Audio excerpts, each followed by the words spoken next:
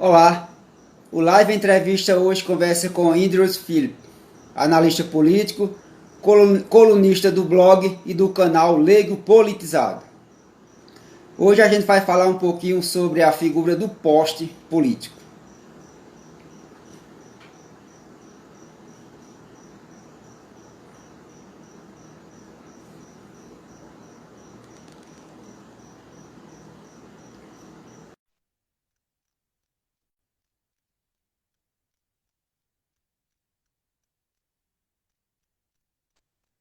Boa noite, Arlindo. Tudo bem? Olá, Indros, boa noite, seja bem-vindo ao Live Entrevista. Boa noite a todos que estão nos acompanhando e também aqueles que vão nos acompanhar posteriormente, que possam chegar, sejam bem-vindos ao nosso debate através do comentário, assistindo e também opinando. Indros, eu quero lhe agradecer por estar participando aqui do Live mais uma vez. Desejar melhoras para seu Iedo Rufino, seu pai, que passou por uma pequena cirurgia e também fez parte aqui recentemente do Live Entrevista. Então, melhoras para ele e agradecer a você, mesmo depois dessa pequena cirurgia do seu pai, estar aqui para conversar com a gente. Muito obrigado, Arlindo. Eu agradeço os votos de melhora. Ele hoje fez a cirurgia de prática, né, na idade dele, que é a cirurgia de catarata. E se Deus quiser, vai estar aí plenamente restabelecido. Idris, mas nossa conversa hoje, a nossa live hoje, nossa conversa, ela surgiu de um artigo que você escreveu no Leigo Politizado. Eu li, e assim que eu li, eu disse: vamos fazer uma live com o Idris para a gente conversar sobre essa figura. O artigo é O Curioso Caso do Prefeito de Passagem, Paraíba, o poste que todo município tem. Então a gente vai conversar um pouquinho sobre a figura desse poste. Mas antes, me fala um pouquinho o que é um poste político, para a gente explicar para as pessoas que ainda não sabem, o que é um poste político. A figura do posto político não é nova, né? Ela já existe ela também não é uma inovação da política brasileira. Ela é algo como já importado, já havia situações semelhantes já no início da fundação dos Estados Unidos, da política americana. Ela era bem pregada na época da cortina de ferro, através ali do pessoal que atuava naquela área. O poste, e aqui no Brasil, ele se institucionalizou-se, né? Como tudo que não presta aqui dá como mato. Né? A galera desenvolveu a habilidade de institucionalizar esse jeitinho brasileiro de burlar a lei eleitoral, né? E aqui, uma vez que isso começou a ser institucionalizado, ela começou ali na figura do legislativo, através de um pai que indicava um filho, né, ou um marido que indicava a esposa, para ocupar um cargo público que ele já estava já deixando, né, devido às sucessivas reeleições.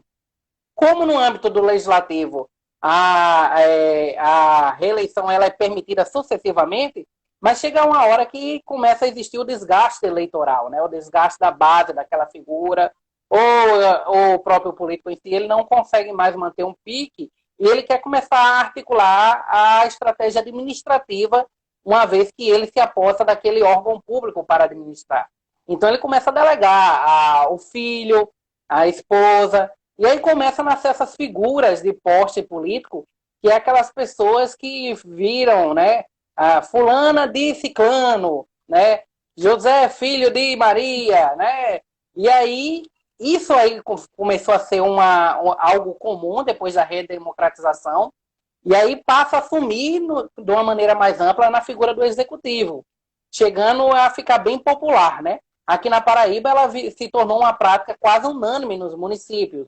O prefeito que sai, ele coloca justamente essa figura ali de fachada para ele continuar operacionalizando através de uma secretaria, através dos bastidores políticos. E chegamos, pasmem, a um nível tão grande de popularização dessa prática que ela tentou ser até implementada na figura da última eleição presidencial, né? Chegou até o nível da eleição presidencial, quando o Lula ele coloca ali a figura de Haddad como um poste apenas figurativo para ele controlar tudo ali, né? Dilma já foi um ensaio disso aí, né? A prova disso é que justamente no calar já do avanço da Operação Lava Jato, ela tenta institucionalizar ele como uma figura de ministro, para até ganhar ali a proteção jurídica da situação. Mas ele já operacionalizava muita coisa dentro do governo dela, né? E aí ele tenta implementar isso com a figura do Haddad, não deu certo, mas foi bastante exitosa na seara municipal. E aqui no estado a gente também tem um governador, né, nesse sentido, né? João Azevedo, ele é colocado justamente nesse propósito. Só que esperto, né, João Azevedo, apesar dele viver muito nos meandros administrativos da gestão pública, ele tinha um tino muito grande para o traquejo político. E ele sabia que uma vez que a operação da GAECO avançava, né, ele precisava justamente se libertar dessa questão figurativa de posse e ele tomar a rédea do governo.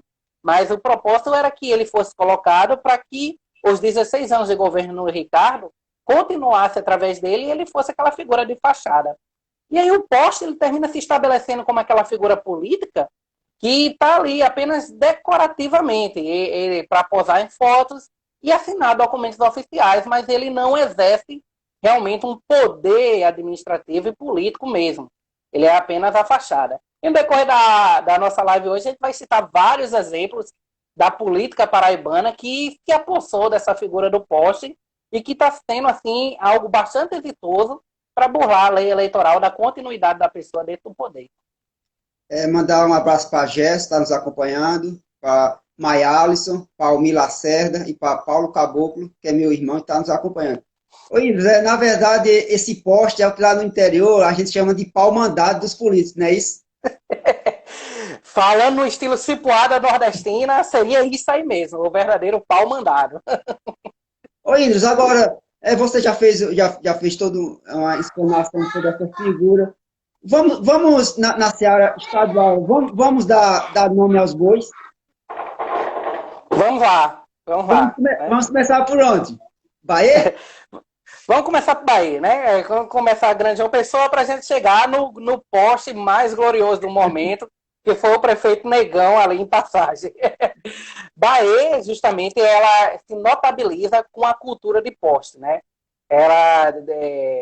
Dorival Caetano lança Expedito justamente nessa figura. Expedito era o poste de Dorival Caetano, só que também ele toma as rédeas da sua vida política ali, ao assumir plenamente, como depois da morte de Dorival, ele começa a assumir esse tipo de legado. E aí, trazendo mais para frente, para aqueles que são de saudosas memórias, a gente vê ali a culminância disso com Sara Cabral, que era justamente a figura do poste domiciano, né? Tanto que Sara, ela até hoje, ela tem um nome totalmente sujo, envolvido, porque o marido a usou de todos os tipos de articulação. Naquela época, as eleições ainda sofreram muitas denúncias de processo de fraude, ainda era daquela eleição de papel, de urna, né, de urna analógica, e ela se notabiliza como o principal poste. E aí nasce uma cultura dentro da política de Bahia, não apenas no legislativo, que vai passando a cadeira de pai para filho, de mulher para marido, né, como começa a se notabilizar na seara legislativa, começa a acontecer isso no executivo. Aí vem a figura de Sara, né, e ali vem Expedito, né, mas Expedito com aquele sentimento muito centralizador, não entra com essa política em si. Vem Berg, que quebra aquele ciclo, né, Expedito, Sara, vem ali, tem aquela grande quebra. Mas aí Luiz Antônio, ele é colocado, a partir do momento da cassação de Berg, para dar continuidade a essa figura, com Berg operando totalmente por trás. E aí os vereadores, percebendo que ele era mais um poste do esquema, eles ali caçam também o mandato de Luiz Antônio, chegando ao poder Noquinha, que foi um desastre total, né? Ainda me admira. Eu até digo por mais íntimo, parece que é um crime dar um título eleitoral ao morador de Bahia, porque incrivelmente é uma população que vota sucessivamente errado, como se estivesse presa num ciclo, sabe? Incrível. E aí a gente chega ao ápice de tudo isso que aconteceu aí, que é justamente, vem a eleição da prefeita, né, Luciene, que é ali um dos mais famosos postes folclóricos da grande João Pessoa. E aí ela passa a exercer aquela figura apenas de Instagram, de posar para fotos sempre assinando, mas toda a articulação é feita pelo seu prefeito. Nas reuniões internas e administrativas, a ordem é sempre o que Fofinho quer, o que Fofinho faz, o que Fofinho manda. Nunca é o que Luciene quer, sempre o que Fofinho é. E aí, nos bastidores políticos de Bahia, o casal ainda é orquestrado por uma outra figura ainda mais ainda que se articula para ser o próximo prefeito daquela região, que é Emerson, né? Eu esqueço meio agora o sobrenome dele, mas ele tem uma grande e uma forte operacionalização administrativa, tudo, hoje, que leva apenas a figura de Luciene a ser aquela fachada folclórica ali. E aí você vê, né, que acontece aquelas cenas desastrosas dela se filmando num buraco, indo tomar café no barraco mais pobre que existe dentro da feira, né? Participa de 10 cultos durante o domingo, sai em cada igreja para posar ali para foto, mas é aquela prefeita que justamente não tem um tino administrativo, né? É tanto que o município chega hoje ao quinto mês sem um calendário fixo de pagamento. Já houve três demissões massivas de servidores, né, porque a folha, né, se incha de acordo com os acórdãos que vai se desenvolvendo, né? E hoje todo mundo, ela tem promovido uma política de ascensão da suplência. Todos, todos os vereadores que foram reprovados nas urnas pela população, eles voltaram ou como secretários, ou como secretários adjuntos, ou estão ascendendo novamente os cargos de vereador, porque ela está mobilizando para que os demais vereadores comecem a ocupar secretarias, né? E aí a gente vê esse caos administrativo justamente por da nocividade do que seria a figura do poste nisso aí, né? Mas ela tem uma grande estrutura de marketing bastante bacana, que evidencia na população que ela está no poder, mas ela é aí o poste do marido, né? Que na verdade tem articulado tudo. Mandar um abraço para o vereador Boquinha, para Leandro Lubritino, que está nos acompanhando, e para o Leigo Politizado, que está nos parabenizando, e eu também, a recíproca é verdadeira, eu sempre estou lendo os artigos do Leigo Politizado, e recomendo às pessoas também acessar lá e ler os artigos, que é show de bola. E Luan Mendes também, que está nos acompanhando, entrou agora. Índios, agora vamos para Aline Povão. É poste de quem? Cruz do Espírito Santo dessas figuras a mais descarada, né? Se você fizer uma análise acompanhando as redes sociais, ela é a mais invisível possível. Toda ali a questão é ocupada apenas pela figura de Pedrito. Então a Aline, ela é o poste de Pedrito. Tanto que ele ocupa hoje em dia uma pasta estratégica dentro da prefeitura de Cruz do Espírito Santo, justamente fazendo ainda, atuando ainda como um prefeito de forma velada, né?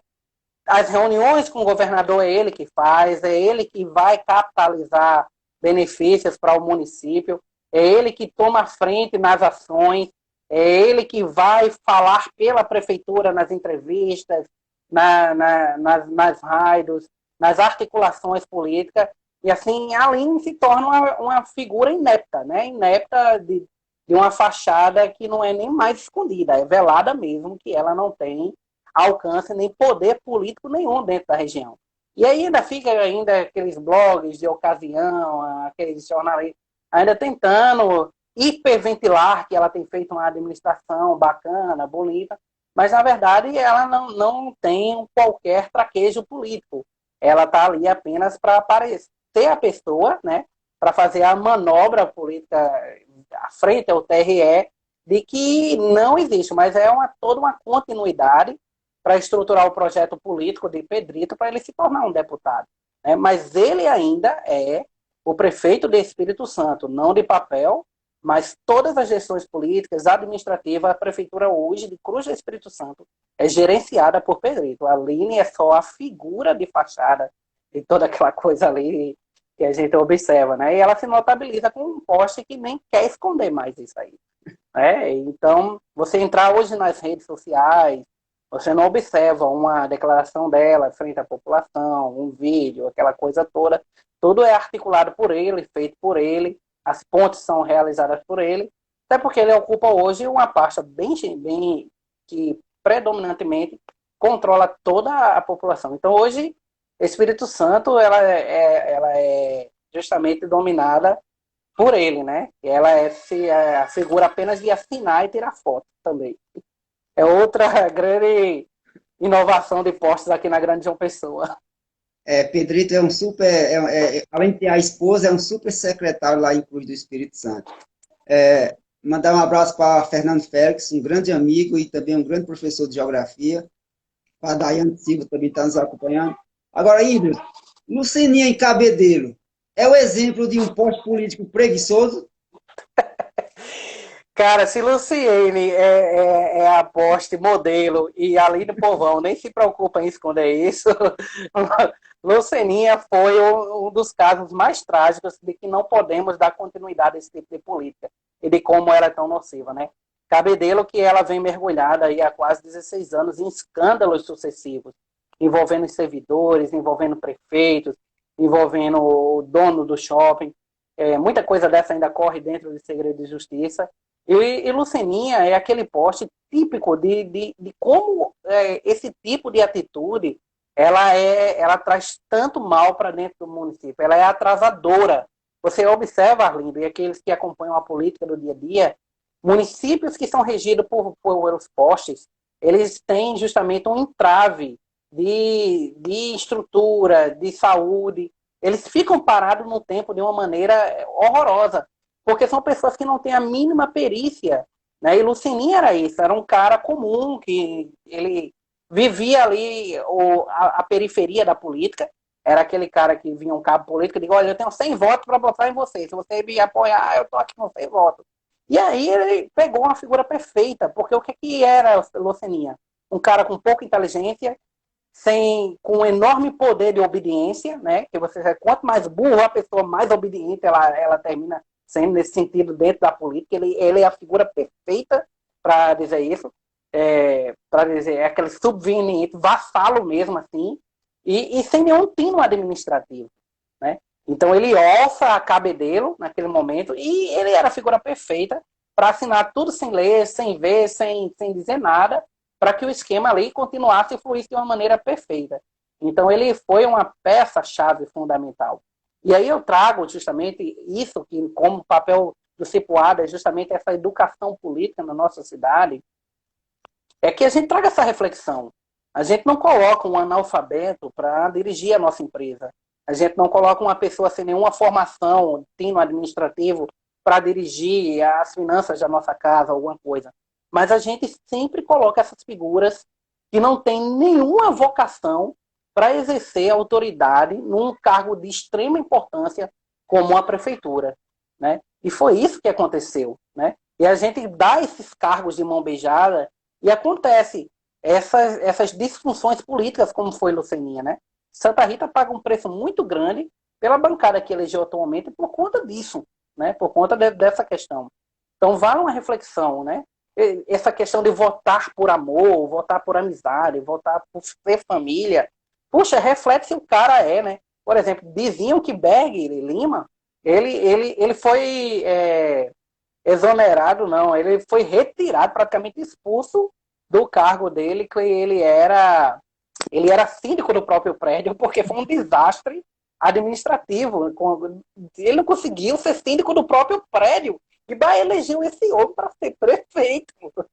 Então, veja que desastre, né? Tem gente que entra na política já super endividado. Puxa vida, o cara não conseguiu ter uma organização financeira na vida dele e vai estar votando a LDO do município, a receita que diz o que é e onde deve ser gasto no município. Então, a falta de noção do eleitor brasileiro de uma maneira horrorosa. E Luceninha, ele materializa isso aí de uma maneira com excelência, infelizmente uma excelência para o mal. Né? É o exemplo claro de um poste e como ele pode atrasar um município 20 anos, como aconteceu com o Cabedelo, né? Mandar um abraço para Ezequiel, que é o garoto que fez aqui, me presenteou com aquela arte do Cipuado agora das lives. Foi ele que Muito idealizou linda. e mandou para mim, assim, eu quero agradecer demais, Ezequiel. Muito obrigado mesmo. Ô, Idris, eu pesquisei um pouco aqui em Santa Rita, eu cheguei aqui depois, eu não sou natural de Santa Rita, e eu pesquisando na política, eu vejo na figura do Vanderlei Farias o primeiro poste. Não sei se tem outro. Isso mesmo. Você também tem outro ou ele é o primeiro poste político aqui de Santa Rita? Por incrível que pareça, Arlindo, até a década de 89 em Santa Rita, ela se notabilizou com políticos com destaque de cenário estadual e nacional. Santa Rita ela tinha um legado político muito lindo e de uma contribuição incrível para a política brasileira. Santa Rita ela chegou a ser um polo tão importante no meio da política que a gente recebia comícios de presidentes no centro de Santa Rita. Né? Isso era notório. Juscelino Kubitschek veio para Santa Rita fazer comício aqui. Né? Jânio Quadros veio fazer comício aqui. Né? Minha avó mesmo, Palmíria Lídia, foi uma das organizadoras do comício de Jânio Quadros aqui dentro de Santa Rita. Então veja como até o final da década de 80, 88, a gente se notabiliza. Mas aí, a partir da redemocratização em 89, quando cria-se as leis de distanciamento eleitoral, né, de votação, no que prefeito ficou separado dos outros, que a gente votava tudo junto de uma vez, começou a haver um declínio muito grande da política santarritense. Né? E aí, Vanderlei Farias, ele surge como essa primeira figura, né, ali, justamente colocada dentro daquela dicotomia que começa a ficar mais acirrada, Maroja e Marcos Odilon, né? E ele vira produto justamente desse meio, né? Dentro de uma configuração de conchavos, né? E ali ele quase ascende ao poder, chegando ali, quase Santa Rita tivesse a figura do segundo turno, Vanderlei tinha chegado a ser prefeito. Porque foi uma campanha de um enorme investimento, de uma mobilização muito grande de Santa Rita, mas ele se notabilizava como essa figura do poste, justamente dentro desses dois poderes. Se eu não me engano, era para o próprio Marcos Odilon, se eu não me engano. Ele era o poste do Marcos Odilon na época. E fazia um enfrentamento muito ferrenho à Maroja, que naquela época já tinha o irmão como deputado, ele já vinha de um processo lá, ainda estava... Quando pensava-se Maroja, se ligava muito à ditadura, e então ele precisava de um descanso da figura dele, né? E aí, mas naquele momento ele vai para aquele embate porque ele vê em Vanderlei que ia justamente quebrar aquela soberania da dicotomia Marcos e ele lá. E Marcos lança Vanderlei para tentar ver se sobrepuja a Maroja naquele momento e quase alcança, né? Mas todo o esquema político naquela época, dizem as pessoas que viveram aquele momento, e aí a minha família teve uma participação política grande naquela época, trabalhando nos bastidores, e mais tarde relata, contando em tudo, que justamente todo o esquema estava preparado para alçar Vanderlei Farias apenas como uma fachada para Marcos Odilon, já naquela época. Tanto que ele vem como recompensa ganhar uma secretaria no futuro, pelo próprio. Eu quero mandar um abraço aqui para os aventureiros da Copaoba. Um pessoal de Serra da Raiz, da cidade de Serra da Raiz, que tem um trabalho excelente em prol da natureza. Ele conhece a região completa ali e está tentando desenvolver um trabalho relacionado ao turismo ecológico e a alavancar o turismo na cidade através de trilhas. É um trabalho muito bom. Eu assisti hoje, incrível, viu? Parabéns mesmo. Então, e a edição também, top. Então, é uma turma muito, muito dedicada à cidade. Infelizmente, a gente sabe como as picuinhas políticas, e eles estão sofrendo isso. E na próxima semana, um dos líderes estará aqui no live para levar exatamente o que eles pensam e o trabalho dele. Mas é um trabalho excepcional e eu espero que outras pessoas também passem a conhecer o trabalho dos aventureiros da Copaoba. Um trabalho muito bom, muito excelente mesmo. E eu já me coloquei à disposição deles para ajudar nesse trabalho. Então, precisamos divulgar essas ações lindas mesmo que existem nas cidades, justamente para fortalecer essas pessoas, né? Pena que a política, que deveria ser hoje um facilitador, termina virando um entrave, justamente por questões de picuinha, né? E no interior é que isso se acentua muito mesmo ainda. E lá, infelizmente, o maior empecilho é exatamente o secretário de turismo, por incrível que pareça. Mas a gente vai dar uma entipuada nele, eu espero que ele dobre um pouquinho e aceite o trabalho em conjunto, que quem ganha com isso é a cidade, não é ninguém. Agora, é verdade, né? Agora, Índios, e aqui em Santa Rita? Quem é poste de Jânio Conta? o prefeito, o vice ou os dois?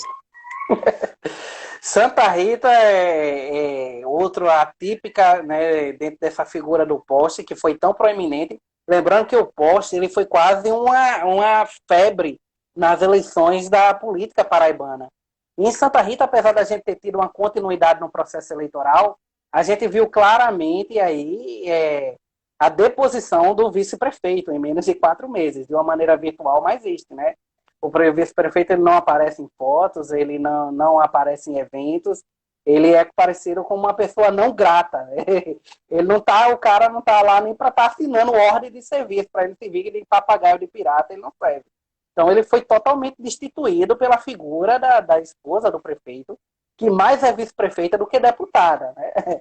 Eu acompanho um pouco da produção legislativa da Assembleia, Casa de Paz Pessoa, não com muito afinco, porque eu não tenho tempo para cobrir tantas casas legislativas, mas assim, o pouco que eu acompanhei era uma produção pífia, né? Uma produção pífia. Porque justamente está prejudicando justamente a produção dela como deputada, porque ela está exercendo uma figura praticamente prefeita da cidade, né? Dizem nos bastidores políticos que o próprio prefeito da cidade ele é prefeito só de história e de foto. Quem na verdade está articulando tudo, fazendo tudo, é ela, que determina onde fazer, onde botar uma pedra, onde inaugurar tal coisa, o que é que fazer, para onde é que vai, para qual vereador vai, né? E é o jogo político. E nessa coisa, né, nessa jogada política aí, alguém tem que rodar. E quem rodou foi justamente o vice-prefeito. Ele perde justamente totalmente a sua figura e está indo lá só buscar o salário. Né? Não tem tido valia de nada mesmo. É uma figura que sumiu, apareceu um dia desse para fazer uns stories bem mal feito mesmo, né? Nas redes da prefeitura, mas ele foi destituído do cargo para a ocupação da mulher. Então chega a ser até feio, porque parece que o município não tem vice-prefeito. Né? Parece que é aquele cara. E aqui tem uma cultura que o vice-prefeito é o cara que banca a eleição do prefeito. Ele entra só para bancar ali e como pagamento ele recebe o cargo, né, para que ele tire o valor do investimento através do salário de vice-prefeito. É algo muito comum na política santarritense isso. Né? Tanto que quando vai se montar uma conjectura de chapas, e a gente viu muito grande isso aí agora há pouco, a gente vê que o vice que entra com poder financeiro e a cabeça da chapa, que é o candidato a prefeito, ele entra com poder político. Né? Para com essas duas junções tentar ver se logra êxito. E ele, hoje em dia, é uma figura inexistente. E, nesse sentido, a gente começa a ter, apesar de uma continuidade, um poste hoje em dia na prefeitura. Porque, em nome de um projeto de continuidade da eleição para deputado, a deputada Jane Panta, ela toma um protagonismo enorme dentro da administração, né? E isso não é nada sadio para a imagem da gestão municipal, falando nisso numa questão política, porque fica parecendo até que justamente existe uma ausência de poder do gestor, em detrimento, tem que haver uma intervenção de um deputado para dar continuidade a isso. Né? Então, Santa Rita termina caindo dentro dessa figura poste, né? É um município que se notabilizou no legislativo por essa figura. A gente teve aqui uma família que se perpetuou através da filha, né, totalmente desmiolada, entrou na vida política sem nem saber para onde, nem ia, viu que não dava certo, né, ali, passou para o filho quis se perpetuar, houve ali justamente um anseio de dar essa continuidade que foi interrompido. Mas aí tem esposa que passa para esposa, né? A gente viu isso na nossa Câmara, isso. Filho que passa para filho, né? Só que alguns tentaram, mas não conseguiram dar continuidade a isso. Mas é o que acontece hoje em dia dentro da Câmara. E essa figura alcançou o Legislativo e hoje praticamente a gente tem uma prefeita, não é um prefeito. Né, para que justamente esse projeto político de continuidade do mandato para a deputada venha a lograr isso, é preciso que a figura dele morra, né, que se destitua veladamente o vice-prefeito para que justamente apareça ela como uma figura de executora de obras que está levando o progresso a Santa Rita. Isso é pouco sadio para a população, que a gente começa a ver justamente que há um vazio na administração pública da cidade que precisa ser preenchido por uma deputada, né? Eu não vejo esse algo sadio. Mas é o jogo político e as configurações, né? Ninguém é menino para ser purista. É assim que, infelizmente, se burla a legislação eleitoral em todo o Brasil dessa forma, né? Mandar um abraço para a professora Alexandra, grande professora de português, a Kalina, para a professora Lidiana também, que ela é quem está à frente do movimento Convoca Santa Rita, está numa luta quase inglória, mas a gente também aqui está solidário à luta dela, a convocação dessas pessoas que fizeram o concurso, que foram aprovadas. Mandar um abraço para a Denilton, para Abreu Copa Obras, está nos acompanhando. Então, algumas lutas aqui, o Cipuada não foge, não. Então, ele encampa e for aquilo que eu achar que é justo, a gente vai trabalhar e ressoar a nossa voz. Porque, e muitas das vezes, essas pessoas políticas, elas querem exatamente o nosso silêncio. Elas querem, eu não diria covardia, mas eu acho que eles contam muito com o medo, com a pressão de algo em cima das pessoas, para que exatamente essas pessoas se calem. Que é verdade. E o Cipuada tem se notabilizado por isso, graças à independência que ele tem, né? A partir do momento que, querendo ou não, direto ou indiretamente, se vincula a algum agente político, você perde a autoridade de trazer a autocrítica daquele agente político, né? Ou do meio que ele faz parte. E isso é uma coisa que o Cipuada tem prezado, e é por isso que o Cipuada nordestino tem crescido muito na cidade, né? Por conta dessa notabilização política que tem, além do excelente trabalho de politização que tem sido realizado. Eu digo sempre, hoje o Cipuada está se tornando um dos grandes acervos de vídeo, de registro de grandes figuras da nossa cidade que foram esquecidas, né? Eu fico muito indignado quando a nossa Câmara leva um voto de aplauso para uma mulher que nunca pisou nem em Santa Rita, como foi o caso da Juliette, né? Apenas porque citou de boca as regiões metropolitanas de Santa Rita. Se ela também não conseguisse, sendo advogada, não conseguisse citar as regiões circunvizinhas de João Pessoa, era melhor ir buscar e catar o AB dela, né? Mas aqui a gente deixa de conhecer figuras que trouxeram um grande legado para a nossa cidade, né? É uma negligência muito grande de nossa Câmara de fazer isso, de homenagear uma pessoa lá fora para ganhar notabilização política, querer capitalizar em cima da fama das pessoas, né? E se deixa grandes figuras aqui, né? Basta só entrar num grupo. Eu tenho um grupo em Santa Rita muito bacana, Santa Rita era de ouro. E a gente vê o quantas pessoas são deixadas de serem homenageadas na cidade que trouxeram um grande legado para aqui, né? Mas se prefere ir atrás de uma BBB, né? Afinal, ela conseguiu dobrar a venda de cremosinho. Mandar um abraço para Fernando, que é o líder dos aventureiros de Copaíba, do qual eu falei, lá de Serra da Raiz. Na próxima semana, só vou acertar a data, ele vai estar aqui para a gente levar a ideia e a voz dele para o mundo. Então, ele já aceitou o convite, então a gente vai conversar. Ô, Ídris, agora vamos falar para, talvez, ultimamente, é o mais famoso, o prefeito de Passagem. Me fala desse posto. Eita, Negão. Negão, se Lucininha era justamente a materialização do prejuízo que o poste pode trazer, Negão, ele revela justamente o prejuízo político que pode ser trazido a um município quando se elege um poste. Para situar o pessoal, o Negão, ele é o poste do antigo ex-prefeito, agora foge-me até o nome do antigo ex-prefeito, mas ele era o vaqueiro do ex-prefeito, era o cara que cuidava das vacas dele.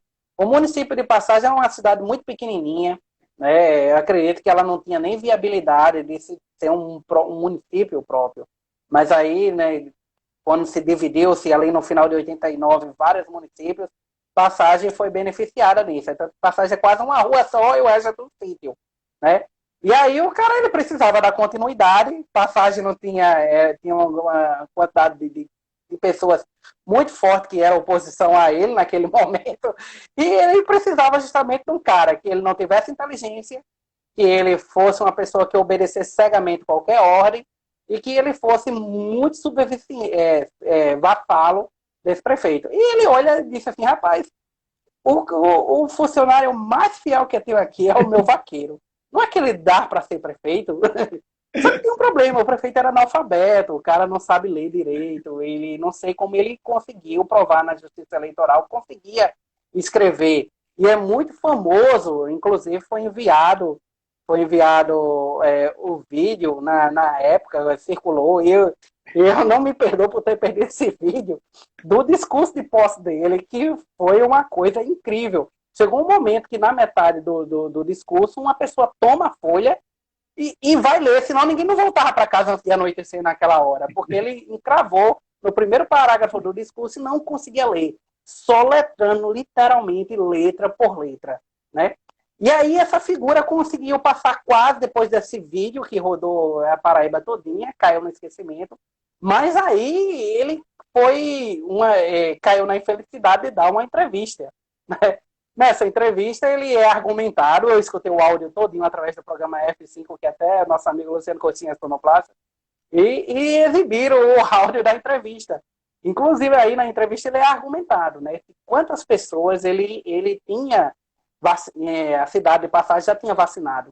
Ele não sabia dizer, não sabia informar quantas vacinas tinham chegado, ele não sabia dizer o nome dos secretários que ele tinha nomeado, ele não sabia identificar qual era. Ele disse que dentro da cidade tinha um posto médico e uma UPA, mas que achava que atendia um médico só em cada uma.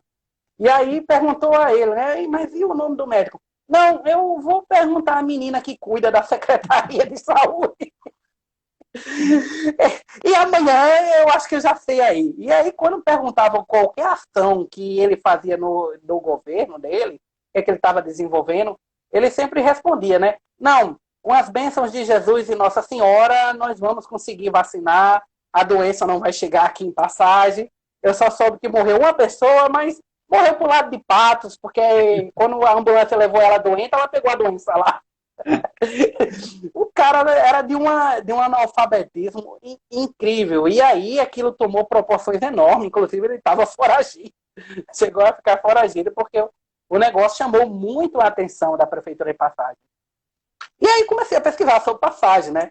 E aí eu vi que a Prefeitura funciona num casebre todo cheio de reboco mal pintado, que ainda não foi pintado, né? O cara fala reboco e não passa, fica aquelas enormes bolas pretas de cimento, a câmara é uma gradezinha de ferro, um negócio bem interiorano mesmo, né? E aí, justamente, a Passagem, ela corrobora uma ideia que eu tenho, agora isso é uma coisa pessoal. Eu tenho três coisas que a política brasileira deveria banir. Eu tenho colegas vereadores que têm feito uma atuação excelente, mas eu acho que a figura, Arlindo, do vereador, ela é uma figura inútil, ela não deveria existir, sabe?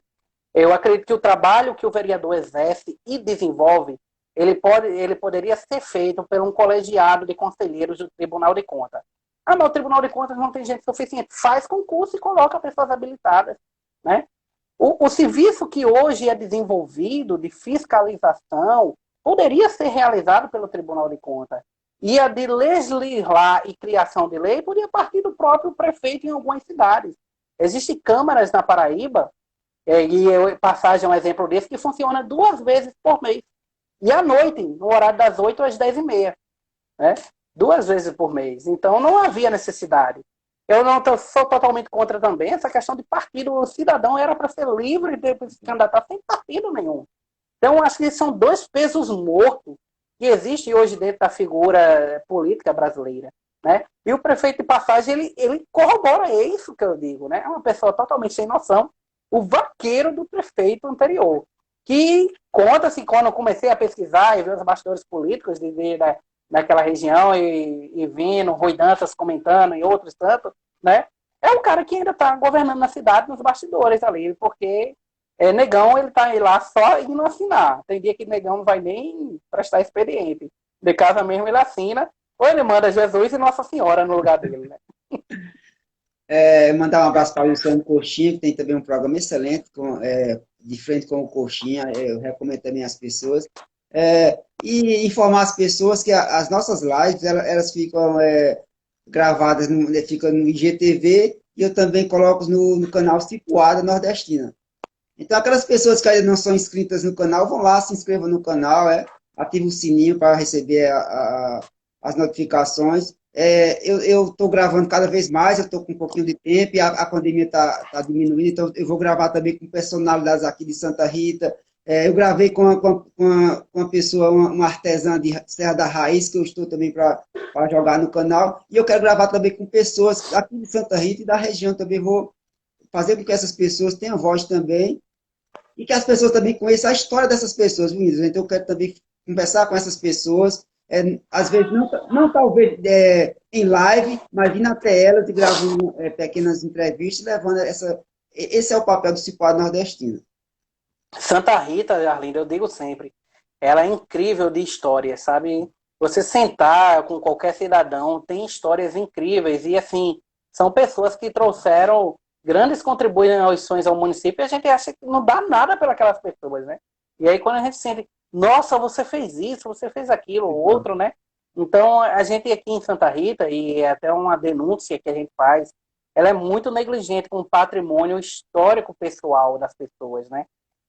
Além de ser muito negligente com o patrimônio histórico da nossa cidade.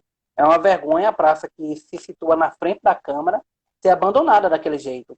Aquele poste aqueles postes que circundam o coreto, eles têm quase 90 anos, Arlindo. Existe foto das décadas de 1920 e 30 que aqueles postes estão lá, né? Então, aqueles postes já viram tudo, viram a cidade crescer, nascer, surgir, viram o bonde, a sopa, o trem e o ônibus, né? E tá ali abandonado, né? Horrível, horrível aquela praça ali, que é uma das primeiras praças do nosso município. Em frente à Câmara, né? Mas é muito mais fácil tentar transformar a cidade em uma cidade de cornos do que lutar por realmente o que é o folclore e cultura na nossa cidade. Mandar um abraço para Ramon Diego, que está nos acompanhando. Ô, Índios, você tem mais algum poste político? Você pesquisou, encontrou mais algum poste político ou eles são mais famosos? Fica à vontade. Bem, a Paraíba ela tem justamente essa notabilização também em Campina Grande, né? Campina Grande, eu acredito que se alguém inventou a figura do poste, foi Campina Grande para Paraíba, né? Os Cunha Limas, eles têm a excelência de transformar o personagem, figuras em poste. Romero é um grande exemplo disso, aí foi o poste de Cássio até a metade do primeiro mandato, quando ele realmente também toma as rédeas, né? Quando ele percebe a fraqueza política de Cássio, ele toma as rédeas ali, mas ele se elege justamente ali dentro do conchavo dos Cunha Limas para ele ser justamente a figura decorativa para exercer o poder dos Cunha Limas ali. Tanto que ele passa a continuidade agora no final de um segundo mandato para outro Cunha Lima, mais uma vez, né? E aí ali foi quebrada uma dicotomia, porque justamente entra veneziano na jogada, dentro ali no final já da década de 90, se eu não me engano, e aí veneziano ele quebrou um pouco isso, mas ele também tenta implementar essa figura, né? Mas ele não consegue com êxito, porque ainda Campina Grande era muito forte a base dos Cunha Limas. Ronaldo, ele capitalizou muito bem em cima daquele atentado que ele teve, que ele deixou a boca de Buriti torta, de um tiro. Soube capitalizar aquela questão de honra do nordestino, do cara que estava ali protegendo o legado da família, né? E aí, justamente, ele se notabiliza, se ascendendo no poder em cima de veneziano, que estava já criando também a sua figura. Então, Cássio entra para ser justamente o poste do próprio pai, né? Depois de Cássio, justamente, ele prepara mais tarde agora os filhos justamente para isso, para exercer os bastidores políticos. E Campina Grande vem justamente nessa figura, chega essa sessão política, configurando-se ali com a figura do poste, né? Então, Santa Rita, Cabedelo, Bahia, Campina Grande, são os grandes polos políticos da Paraíba. Elas são permeadas de história de pessoas que se notabilizaram como apenas fachadas políticas para que um outro continuasse operacionalizando, né, ali nos bastidores, como acontece hoje atualmente também no município de Cruz do Espírito Santo. Idris, eu acho que a gente já esmiuçou os principais postes aqui, postes políticos. Eu acho que as pessoas agora têm todas as informações. Futuras eleições virão. cabe a cada um fazer seu julgamento, buscar informações. Informações não faltam, tem bastante disponível. É conhecer a vida de cada um, como a família desses políticos se portam, como ela já vem há vários anos na política. Então, eu acho que o nosso papel é esse, eu acho que a gente levou informação para as pessoas. Idris, eu quero te agradecer demais e fica à vontade para as suas últimas, sua mensagem aqui no Live Entrevista. Eu quero que justamente a população tome essa consciência, né? Da mesma forma como a gente trouxe aqui vários exemplos, a gente trouxe um exemplo que terminou sendo fatal, né? Quem não sabe o exemplo do que aconteceu com o Espírito Pereira, que tentou transformar o sobrinho em poste em Bahia, né? E aí, só que ele foi transformar a pessoa errada em poste e pagou com a própria vida, né? Pagou com a própria vida tentando transformar, o sobrinho não logrou êxito, né? Lançou-se a candidato a vereador, mas ele estava utilizando justamente do capital político do tio, justamente para exercer, né, essa política de posse. Que a gente possa justamente tomar uma consciência política. A eleição é uma coisa muito séria. As pessoas que a gente coloca para administrar nosso município, elas têm impacto direto na nossa vida, no que a gente ganha, do que a gente consome, do que a gente usa, né? Estamos pagando um preço muito alto justamente por conta dessas más escolhas que a gente faz, né? Quando você faz uma feira que o quilo de feijão está por R$ 9, não é só culpa de uma política federal nacional. Ali tem o ICMS do governador do estado, tem a fatia do prefeito da cidade, tem as políticas públicas do campo, que muitas vezes são cercadas de impostos. Então a gente precisa ter essa consciência. Enquanto a gente votar errado, Arlindo, a gente vai estar justamente criando a figura do poste cada vez mais e ela vai deixar de ser uma realidade para ela atingir o cenário nacional, como quase atingiu, né? Eu só tenho a te agradecer mais uma vez. Obrigado a todos que nos acompanharam. Fiquem com Deus. Eu sou Arlindo Caboclo e aqui a Cipuada é nordestina. Boa noite a todos.